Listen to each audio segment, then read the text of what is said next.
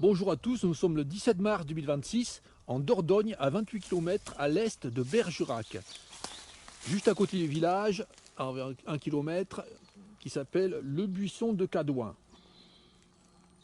Donc là, c'est la D29 qui relie Bergerac à Le Bug. Bergerac est de ce côté. Donc, je tombe sur un endroit où il y a une clairière artificielle. Hein. Tout a été broyé, mis en tas.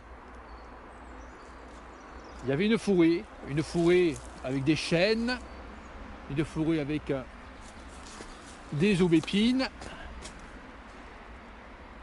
On voit l'aubépine là, assez grosse. Et ça a été broyé, ça a été massacré. Et là, nous avons un petit panneau que j'ai vu en passant. Nous allons voir ce petit panneau débile. Alors, qu'est-ce qu'ils ont fait cet endroit?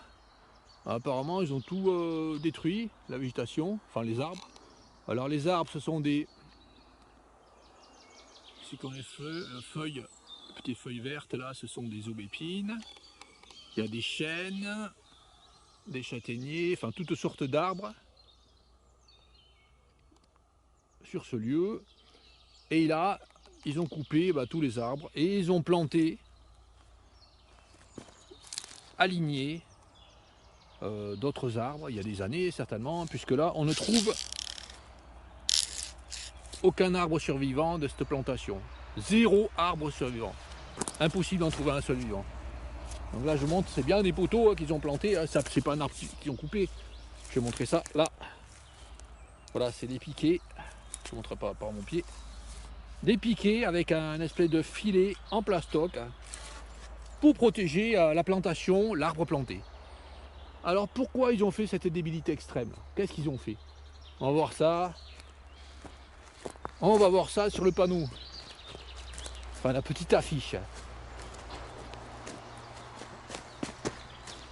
Alors, qu'est-ce qu'il y a? La petite affiche qui est tombée, là, qui était sur le panneau, qui est sur le poteau, qui est accrochée. Alors, qu'est-ce qu'ils ont fait? Oh là là, que c'est important. Aide au renouvellement forestier. État de la forêt, peuplement sinistré. Peuplement vulnérable aux effets du changement climatique.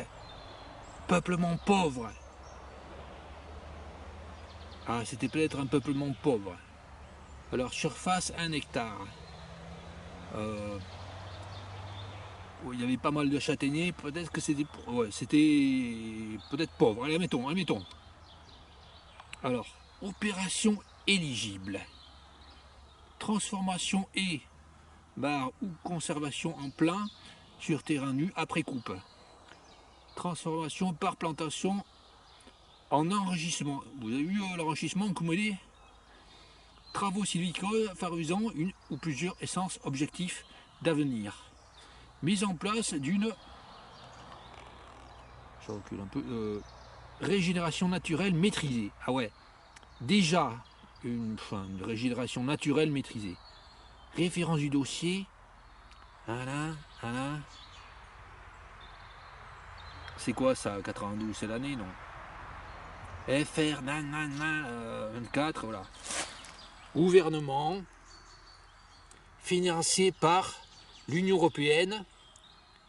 Next Generation EU. Projet par Next Generation EU. Vraiment, mais comment on peut faire un truc aussi débile? Donc, la forêt se régénérer toute seule, là. Il n'y a pas de problème. Hein. Admettons que ce soit une forêt un peu pauvre. Parce qu'il y avait beaucoup de châtaigniers. Bon. Mais là, apparemment, ils viennent chaque année pour faire un labour. On voit que le sol est sans plantes. On voit que le sol, on voit là que c'est un terrain comme un terrain agricole là. Je montre là, on voit que la végétation est coupée par terre. Et tous ces arbres qui ont été plantés,